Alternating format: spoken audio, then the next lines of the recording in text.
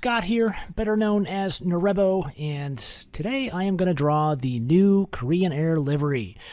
Yes, the one that's all the hot topic at the moment. At least at the time of this recording, it is March 2025. This livery just came out, and either you love it or you hate it. And actually, now that I've seen it in bright sunlight, I think I love it. This is a really nice design. It's a really good evolution, or a very classy evolution of the previous livery. So yeah, I'm going to show you how I illustrated this. I've got my Boeing 787 template here. I've imported the all-white version into Adobe Illustrator, and I'm just trying to... I'm not tracing anything. I'm just looking at very grainy, very small reference photos. And again, this livery just came out. There are very few reference photos of this thing. Really, the only thing at the time of this video is the 787-10. So I'm just using the unveiling photos and some official Korean Air photos as a guide here.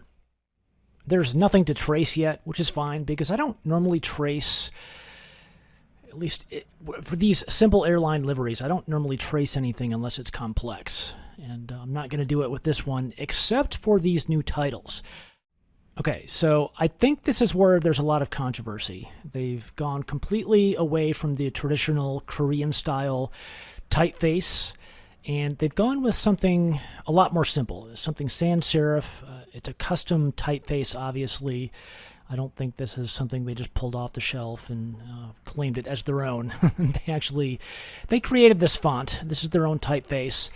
And personally, I like this. It's very clean. It's very simple. And one of the reasons why I like this is because it allows them to place this larger on the aircraft, which I'll show you in a moment as I place it on there. They're getting rid of the air in Korean Air, so now it's just Korean. So now that they can just put Korean on the side of the aircraft, much larger, it's much easier to read, and I think that's a good thing. And you'll see that in a moment. But right now I'm just recreating the titles here so I can put it on my illustration. This was a relatively simple thing to trace. It's a very simple font. Again, like I said, sans serif. And if you look at the end of the R and the K and the A there's those little just slight arcs at the end of the letters at the very bottom. Just small little details like that, which makes it a very, very classy, very clean typeface. And I think when you look at the whole livery, and you get all the elements together, and you look at the metallic paint and then the arcs on the livery itself, and these subtle arcs on the typeface, it's all those little details that all together make for a really nice, clean, classy design. And I know there's some of you listening to this right now that are like, Scott, you're crazy. This is a terrible livery. I don't like this. They've lost their mind, and I don't know what they're doing. But I like it. One thing that I don't like so much is they've simplified their logo here. And as I'm trying to recreate this, this is a very complex logo to make. So they've got rid of the colors. As you recall, it used to be filled. There was a white background, and then there was the blue and the red that made up this logo, and the yin and yang thing, the blue and the red. Now it's gone. Now it's just all one color, monochrome.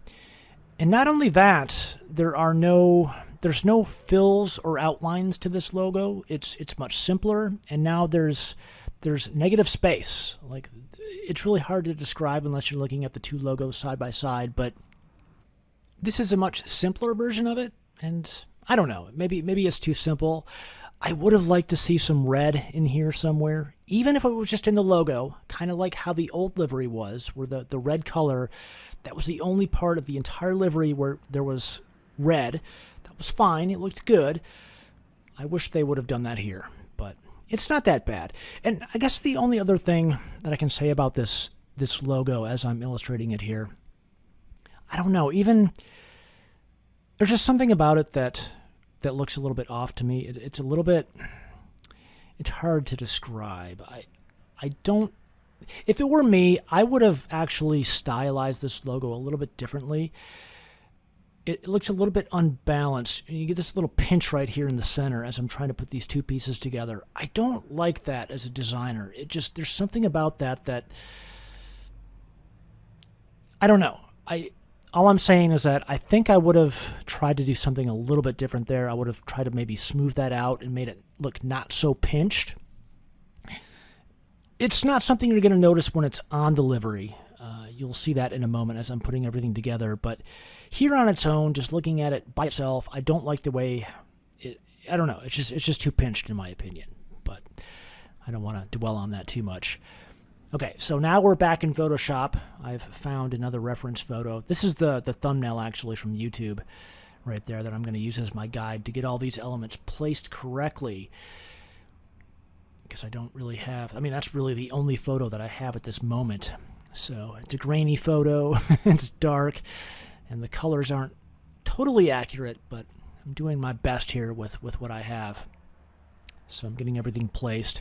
And with my PSD templates, I can remove the elements like the wing and the engines and everything, just to get all of that out of the way, so I can just focus on getting the livery placed exactly how it needs to be placed on the aircraft. So it's looking a lot like KLM, though, isn't it? It's the KLM livery. If you take Korean Air or the Korean titles away and that logo on the tail, you might think that I was illustrating a KLM 78710. But nope, this is Korean Air. And here, I've got my old Korean Air livery illustration up as a background. I'm stealing some elements from it, like the flag and the registration numbers and that sort of thing. But you can see the difference in color. This new livery is a much deeper, richer blue. It's no longer that powder blue. And hopefully, I don't know if you've seen any Korean Air aircraft in person recently, but that powder blue did not do well in bright sunlight. The aircraft now are all faded, and it's like a chalky powder blue. I mean, it looks powder blue because of all the fading. And I hope this new blue doesn't do that, because if it does, I don't know, it just makes it look pretty cheap. But this is a metallic blue, and I'm going to add the sheen here in a moment, and you'll be able to see how it just pops. There I go. I'm adding a little bit of sheen right down the middle of that, right underneath the windows, just to give it a little bit of that metallic look, which is kind of hard to do in Photoshop. You just take a lighter blue and you just take a medium-sized brush and you just go right down the side of the fuselage, and it's an illusion. It's all smoke and mirrors. And then once I get that gloss over top of it, it'll look pretty good. And like I said, this aircraft in bright sunlight, now that I've seen it, it's nice. I'm liking it quite a bit. So I know there's a lot of people who just they think this is the wrong direction for Korean Air, and